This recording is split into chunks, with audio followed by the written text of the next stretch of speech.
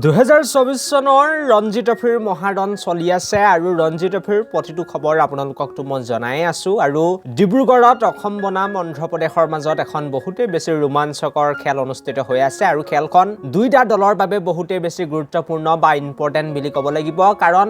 এইখন খেলত যিটো দল হাৰিব সেই দলটি ৰঞ্জি ট্ৰফিৰ পৰা মোষ্ট লাইকলি টু বাহিৰে হৈ যাব তেওঁলোকে পৰৱৰ্তী ৰাউণ্ডলৈ কোনো পধ্যে কোৱালিফাই কৰিব নোৱাৰিব আৰু আমাৰ অসম দলটি বৰ্তমান সময়ত নিশ্চিতভাৱে বিপদত আছে কিন্তু ৰিয়ান পৰাগ এতিয়াও ফিল্ডত থিয় হৈ আছে আৰু খেলখনৰ আজি তৃতীয়টো দিন শেষ হোৱালৈকে অসম দলৰ হৈ ৰিয়ান পৰাগ তাৰ লগতে সুমিত গাদিকাৰ থিয় হৈ আছে ফিল্ডত এতিয়াও তেওঁলোক বেটিং কৰি আছে মানে ইতিমধ্যে তৃতীয়টো দিন শেষ হৈছে যদিও কিন্তু কাইলৈ পুনৰ ৰঞ্জি ট্ৰফিত এই দুজন বেটাৰ বেটিং কৰিবলৈ আহিব আৰু অসম দলৰ ফালৰ পৰা বাকি খেলুৱৈসকলে বেটছমেনসকলে ইমান বেছি ভাল বেটিং কৰিব নোৱাৰিলে কিন্তু দুজন সাংঘাতিক বেটাৰ এতিয়া থিয় হৈ আছে আৰু এতিয়াও হাৰিব বুলি অসম ক'ব নোৱাৰি এতিয়াও জয়ৰ দিশে হয়তো গৈ আছে আৰু আজি ভিডিঅ'টো প্ৰথমতে এটা লাইক হ'ব লাগে লগতে চেনেলটো এনেকুৱা ধৰণৰ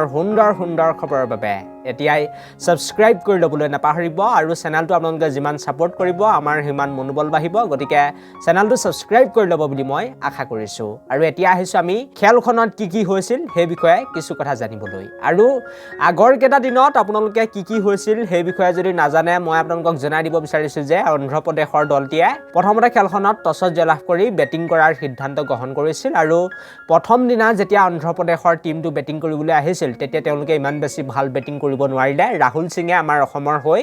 খুব বেছি টপ ক্লাছ বলিং কৰিছিল আৰু মাত্ৰ অন্ধ্ৰ প্ৰদেশৰ দলটি 188 ৰানতে অল আউট হৈ গৈছিল আৰু যেতিয়া অন্ধ্ৰ প্ৰদেশৰ দলটি ইমান কম ৰানতে অল আউট হৈছিল তেতিয়া অসম দলটিয়ে সহজতে এই খেলখনত জিকিব যেন লাগিছিল কিন্তু অসম দলৰ যিটো বেটিং লাইন সেই বেটিং লাইনটো নিমিখতে ফাৰ্ষ্ট ইনিংছত টছ নছ হোৱা দেখা যায় আৰু আমাৰ অসম দলে মাত্ৰ 160 ৰানহে ফাৰ্ষ্ট ইনিংছত মাৰিবলৈ সক্ষম হয় আৰু প্ৰায় 28 ৰানত তেওঁলোক পিছপৰিয়া থাকে অন্ধ্ৰ প্ৰদেশতকৈ আৰু অন্ধ্ৰ প্ৰদেশৰ দলটিয়ে যেতিয়া ছেকেণ্ড ইনিংছত 330 ৰানতকৈ অধিক বেছি ৰান মাৰি দিলে তেতিয়াই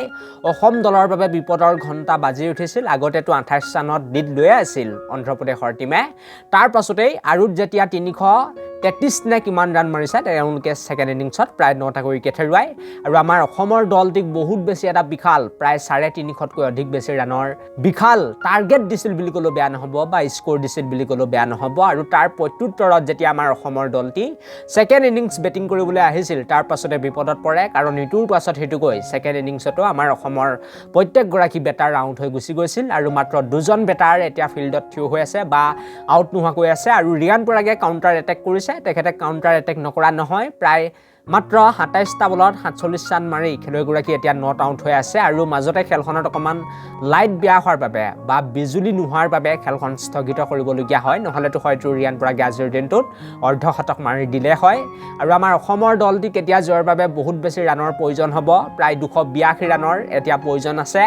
আৰু যদি কাইলৈ দিনটোত যেতিয়া আমাৰ অসমৰ টিমটো বেটিং কৰিবলৈ আহিব তেতিয়া যদি ৰিয়ান পৰাগে 10-12টা বল খেলি দুটামান ডাঙৰ শ্বট লগাবলৈ পায় তেনেহ'লে মই পুনৰ ক'ব পাৰো যে এই খেলখনত হয়তো অসম দলে জিকিব নহলেও তেওঁলোকে ড্ৰ কৰিব কাৰণ ৰিয়ান পৰাগ এনেকুৱা এগৰাকী বেটছমেন হয় এনেকুৱা এগৰাকী বেটাৰ হয় যেতিয়া নেকি তেওঁ ফিল্ডত ভালকৈ এবাৰ সেট হ'বলৈ পায় যেতিয়া নেকি তেওঁ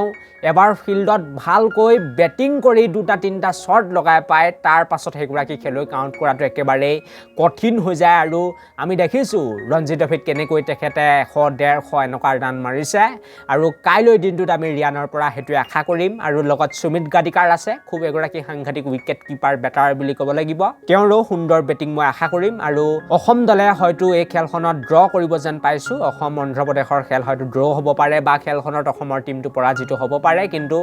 জয়ৰ বাবে বহুত বেছি ৰান লাগে মই আপোনালোকক কৈছোৱেই কিমান বেছি ৰান লাগে প্ৰায় 282 ৰান এতিয়াও প্ৰয়োজন আছে আৰু অসমৰ দলটিয়ে বৰ্তমান সময়ত